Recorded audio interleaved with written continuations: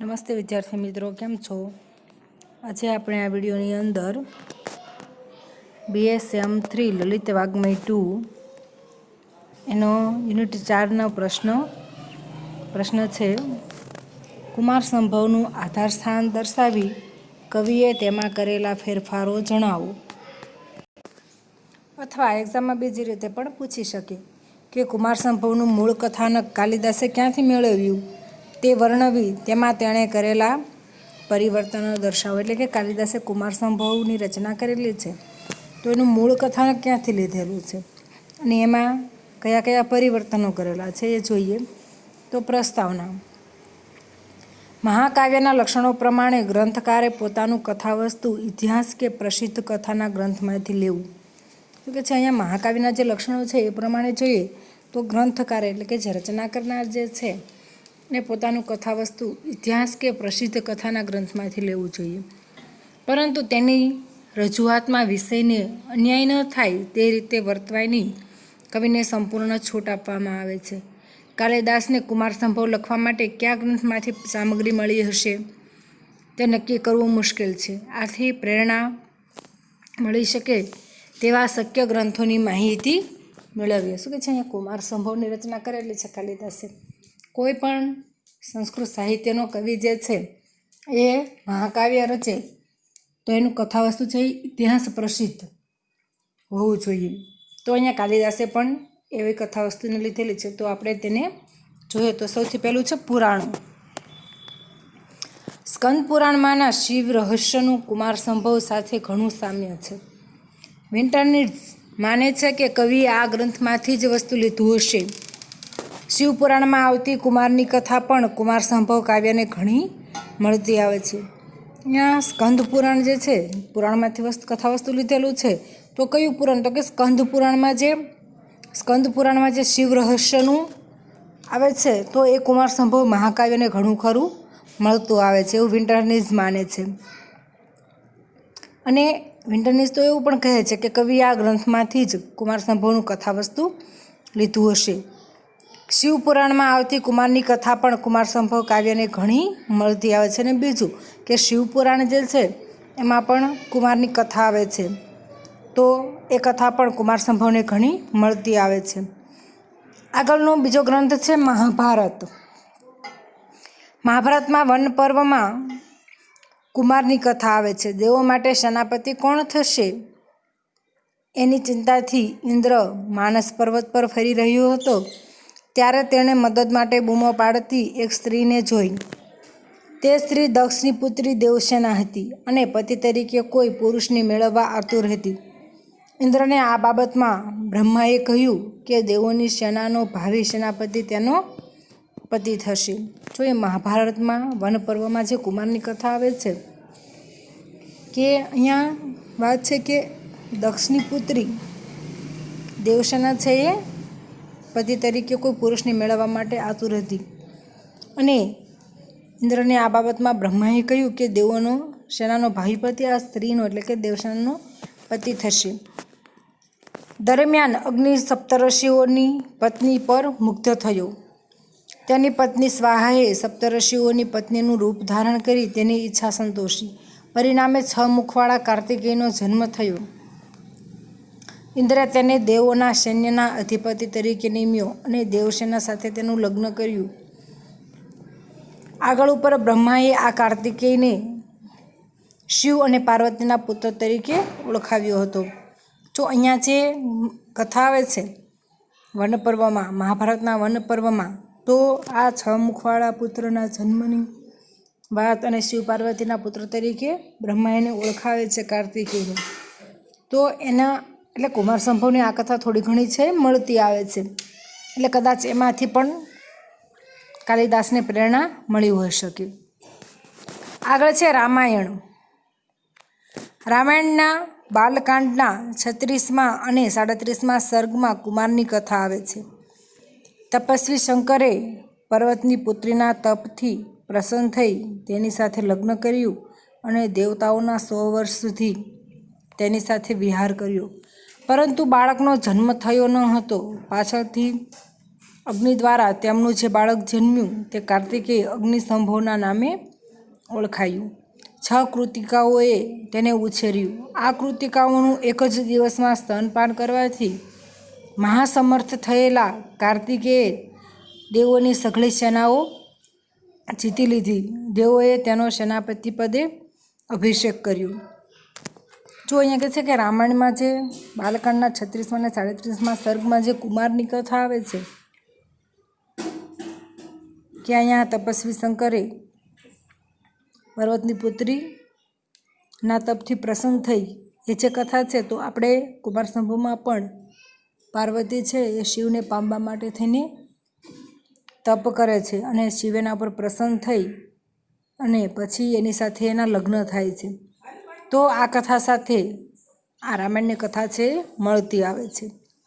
અને 6 કૃતિકાઓનો ઉછેર, એના દ્વારા સ્તનપાન, આ સઘળી બાબતો પણ કુમાર સંભવને મળતી આવે છે. ને એ કુમાર કાર્તિકેયને દેવોનો સેનાપતિ બનવું, આ કથા પણ કુમાર સંભવને મળતી આવે છે. એટલે રામાયણની કથા જે છે એની સાથે કુમાર સંભવની કથા છે મળતી આવે છે. પછી જોઈએ ઋગ્વેદના સૂક્તમાં તપ કરતા અગસ્ત્ય ઋષિને તેમની પત્ની લોપામુદ્રાએ ભ્રષ્ટ કર્યા અને તેમ થવામાં તેમણે વિરોધ ન દર્શાવતા સંમતિ આપી એવી કથા છે. સત્વથ બ્રાહ્મણમાં પણ કુમારના જન્મ વિશે માહિતી મળે છે. ઉપરના મુદ્દાઓ પરથી સમજી શકાય કે કાલિદાસને રામાયણમાંથી કથાવસ્તુની પ્રેરણા મળી. મહાભારતમાંથી પણ થોડીક માહિતીનો ઉપયોગ કર્યો. ઋગ્વેદના સૂક્ત પરથી પણ કંઈક સૂચન મળ્યું હોય. શું કહે છે અહીંયા આપણે જોઈએ કે આપણે જોયું પુરાણ, મહાભારત, રામાયણ, ઋગ્વેદ, તો આ બધા છે એમાંથી આપણે જોઈએ કે રામાયણની કથા છે એ ઘણી ખરી મળતી આવે છે. એમાંથી કાલિદાસને પ્રેરણા મળી હોય. પછી મહાભારતના થોડા ઘણા અંશો પણ એને મળતા આવે છે. તો આવી રીતે જુદા જુદા ગ્રંથોમાંથી કાલિદાસને પ્રેરણા મળી હોય અને કુમાર સંભવની રચના કરી હશે. હવે જોઈએ કે અહીંયા પ્રેરણારૂપ આપણે જોઈએ ગ્રંથો તો રામાયણ, મહાભારત, પુરાણ, ઋગ્વેદ વગેરે મળતું આવે છે. હવે એમાંથી કવિએ જે પ્રસંગો લીધા છે અને એમાં શું શું પરિવર્તન કરેલું છે એ જોઈએ તો કવિના પરિવર્તનો. પહેલું, આ હકીકતપૂર્ણ વિગતોને કવિએ પોતાની બુદ્ધિ અને કલ્પનાથી ઉત્તમ બનાવી દીધી છે. લોપામુદ્રાના કથાનક પરથી તપ કરતા મહાદેવની સેવામાં પાર્વતીને મૂકી તેમને આકર્ષવાનો વિચાર આવ્યો હોય. જો લોપામુદ્રાવાળી જે કથાનક જે છે એના ઉપરથી મહાદેવ તપ કરતા જાય છે અને પાર્વતી એની સેવા કરે છે. આવી રીતે શિવ અને પાર્વતી બંને પ્રત્યે જે આકર્ષણ જન્મવાનો વિચાર કાલિદાસને આ કથાનક પરથી મળેલો હશે. પરંતુ કામદેવને બાળી નાખી એના પ્રયાસને નિષ્ફળ બનાવી તપનો મહિમા અને સાચા પ્રેમની મહત્તા કરવાનું કાલિદાસને ફાળે જાય છે. જો કાલિદાસે કેવી રચના કરેલી છે કે શિવ તરફ પાર્વતી આકર્ષાય એના માટે થઈને કામદેવને કાર્યની સોંપણી કરે છે. પણ કામદેવ દ્વારા એ કાર્ય સિદ્ધ થાય એ પહેલાં જ કામદેવ છે એ બળીને ભસ્મ થઈ જાય છે. ત્યારે તો એવું લાગે કે હવે કદાચ કથાનક છે અહીંયા પૂર્ણ થઈ જશે, પણ હકીકતમાં કાલિદાસે પ્રેમનો મહિમા અહીંયા વર્ણવ્યો છે. તપનો મહિમા અને સાચા પ્રેમની મહત્તા વર્ણવવાનું કાલિદાસે પોતાની નવું સર્જન છે. બીજું, રામાયણમાં દર્શાવ્યા મુજબ દેવતાઓ સેનાની મેળવવા બ્રહ્મા પાસે પ્રાર્થના કરવા જાય છે, કારણ શંકર પાર્વતી સહિત તપ કરતા હતા. કવિએ કાવ્યમાં આ પ્રસંગને તદ્દન બદલી નાખ્યો છે. શંકરના પુત્ર કાર્તિકેય દેવોના સેનાની તરીકે રહી તારકને હણ્યો હતો.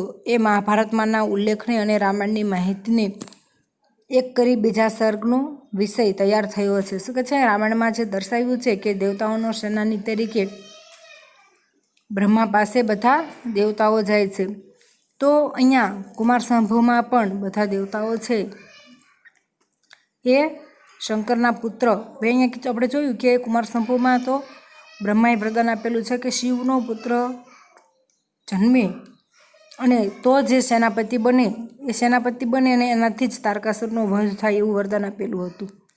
તો રામાયણની કથા સાથે પણ આ મળતું આવે છે. અહીંયા શંકર પાર્વતી સહિત તપ કરતા હતા, પણ અહીંયા શું થાય છે કુંવર સંભવમાં કવિએ આ પ્રસંગને બદલી નાખેલો છે. શંકરના પુત્ર કાર્તિકેય દેવોના સેનાની તરીકે રહી તારકને હણ્યો એ મહાભારતમાંના ઉલ્લેખને અને રામાયણની માહિતીને એક કરી બીજા સર્ગનો વિષય તૈયાર થયો છે. રામાયણ અને મહાભારતના બંને પ્રસંગોને અહીંયા મળીને કંઈક નવું રજૂ કરેલું છે કાલિદાસે. 3. તારાના વિલાપ પરથી ચોથો સર્ગ રચ્યો હશે. જે રતિ વિલાપ જે છે એ તારાનો વિલાપ આવે છે, તો એ તારા વિલાપમાંથી કાલિદાસને રતિ વિલાપ એટલે કે ચોથો સર્ગ રચવાની પ્રેરણા મળી હોઈ શકે. 4.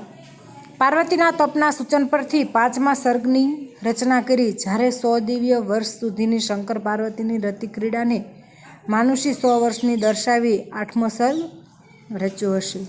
આપણે જોયું ને કે 100 દિવ્ય વર્ષ સુધી શિવ અને પાર્વતીએ વિહાર કર્યો એવું કીધું છે, પણ અહીંયા કાલિદાસે કુમાર સંભવમાં એને માનુષી 100 વર્ષ એટલે મનુષ્યના જે 100 વર્ષ છે એ રચીને એને 8મો સર્ગ રચવાની પ્રેરણા મળી હોઈ શકે. હવે આપણે જોયું કે નવસર્જન કરવામાંથી કયા કયા પ્રસંગો લીધેલા છે, પરિવર્તન કરવા માટે થઈને કયા કયા પ્રસંગો. હવે જોઈએ કવિએ કયું નવું સર્જન કરેલું છે. તો કવિનું નવસર્જન. કાવ્યનું માળખું કવિએ આ રીતે નક્કી કરી પોતાની કૃતિને કાવ્યમય બનાવવા માટે નવા પ્રસંગો, નવા પાત્રો અને સુંદર અલંકાર્યો છે. પહેલો સર્ગ કવિનો પોતાનો છે, જે હિમાલય વર્ણન છે એ કવિએ પોતાની કલ્પનાનું પરિણામ છે. બીજા સર્ગમાં દેવતાઓએ કરેલી બ્રહ્માની સ્તુતિ પણ કવિના વિચારોને પ્રગટ કરે છે. બ્રહ્માને જે બધા દેવતાઓ સ્તુતિ કરે છે એ પણ કવિનો પોતાનો વિચાર છે. 3. ત્રીજા સર્ગના વસંત વર્ણન માટે કવિને રામાયણમાંથી પ્રેરણા મળી હશે, છતાંય મૂળ અને તેના પરથી થયેલું સર્જન સાવ બદલાઈ ગયેલ છે. રામાયણમાંથી પ્રેરણા મળી હશે ત્રીજા સર્ગમાં વસંત વર્ણન માટેની, પણ જે રામાયણમાં આવે છે એના કરતાં કાલિદાસે કરેલું વર્ણન છે એ વધારે સરસ છે. તો આ એને પ્રેરણા મળી છે, પણ તેમ છતાં સાવ નવું જ જાણે કે એને સર્જન હોય એવું એને બદલાયેલું લાગે છે. 4. દાનવને તાબે ન થતાં પોતાની જાતને બાળી નાખનાર વેદવતીની કથામાં ફેરફાર કરી મદન દહનનો પ્રસંગ સર્જ્યો છે. તો વેદવતીની જે કથા આવે છે એના આધારે મદન દહન, કામદેવને બાળીને શિવ જે ભસ્મ કરી નાખે છે એ પ્રસંગ કાલિદાસે આ વેદવતીની કથાને આધારે એની રચના કરી હોઈ શકે. 5. તારાના વિલાપમાંથી રતિ વિલાપની પ્રેરણા મળી હશે, પરંતુ કવિએ તેમાં સરસ પરિવર્તન કર્યું છે. 6. પાર્વતીને તપ કરતી બતાવવાનો વિચાર રામાયણનો છે, પરંતુ તે તપનું વર્ણન કવિનું પોતાનું છે. જે કીધું છે કે પાર્વતીને તપ કરતી બતાવવાનો વિચાર છે એ રામાયણનો છે, પરંતુ અહીંયા તપનું વર્ણન કવિએ જે કરેલું છે એ પોતાની મૌલિકતાથી એણે કરેલું છે. 7. બ્રહ્મચારીનું કથાનક વધુ મોહક અને રસભર પ્રસંગ છે. આ કથાનક પાર્વતીના પ્રેમની વિશુદ્ધિ અને સ્થિરતા પ્રગટ કરે છે. ઔષધિ પ્રસ્થનું વર્ણન, વિવાહનો ચિતાર તથા રતિ ક્રીડાનું વર્ણન કવિના સ્વતંત્ર સર્જન છે. 9. વળી હિમાલય, મેના, કામદેવ, રતિ, બ્રહ્મા, સપ્તર્ષિ વગેરે અપાર્થિવ પાત્રોને માનવ સહજ ભાવોથી યુક્ત બનાવી કાવ્યમાં માનવ તત્વ મૂક્યું છે. અહીંયા પાત્રો પણ કેવા લીધા છે કે હિમાલય, મેના, કામદેવ, રતિ, આ જે પાત્રો છે એ પાત્રોને માનવ સહજ ભાવ વ્યક્ત કરતા હોય એવા કાલિદાસે રજૂ કરેલા છે. કવિની સ્વાનુભૂતિ. કવિ કાલિદાસ પ્રેમનો કવિ છે. તેના ગ્રંથોમાં રજૂ થયેલી પ્રેમની ભાવના તેની જિંદગીમાં આવેલી કોઈ વ્યક્તિ માટેની લાગણી છે. આ વ્યક્તિએ તેની કવિતાને પ્રેરી અને પલ્લવિત કરી. કુમાર સંભવ આવા પ્રેમને શબ્દબદ્ધ કરતું કાવ્ય છે. પોતાની પ્રેયસીને માટે કવિની ભડભડતી કામવૃત્તિ જ સર્ગ 8 અને 9માં રજૂ થઈ છે. આ રીતે જોતાં કુમાર સંભવમાં શિવ પાર્વતીના કથાનકમાં કવિએ પોતાની અનુભૂતિ વણી લીધી છે. અહીંયા શું કહે છે કે કવિને પોતાને જે અનુભૂતિ થયેલી છે, કવિ કાલિદાસ છે એ પ્રેમના કવિ છે અને એને પ્રેમની ભાવનાઓને રજૂ કરીને ગ્રંથમાં વ્યક્તિની લાગણીઓને રજૂ કરેલી છે. ઉપસંહાર. આ બધી ચર્ચા પરથી નિર્વિવાદ રીતે એ તો સિદ્ધ થઈ શકે છે કે રામાયણ તથા મહાભારતમાંથી પોતાનું વસ્તુ લઈ તેમાં ઉચિત પરિવર્તન કરી પોતાની નવોન્મેષ શાલિની પ્રજ્ઞાથી તેમાં કલ્પનાના રંગપૂરી કવિએ એવું સાહિત્ય સર્જન કર્યું કે જે તેનું નવસર્જન હોય એવી છાપ પાડે છે. શું કહે છે અહીંયા કે કાલિદાસે કુમાર સંભવની રચના કરેલી છે. એમાં રામાયણ મહાભારત વગેરેમાંથી વસ્તુ લીધેલી છે. કથા વસ્તુ એમાંથી પ્રેરણા તરીકે બીજી ગ્રંથોનો આધારીને લીધેલો છે, પણ એમાં ઉચિત પરિવર્તન કરીને કાંઈક નવસર્જન કરીને એને પોતાના કલ્પનાના રંગો પૂરીને સાહિત્ય સર્જન કર્યું છે. સમાજને એને કાંઈક નવું સાહિત્ય સર્જન કરીને એને નવસર્જન કરીને એણે આપેલું છે.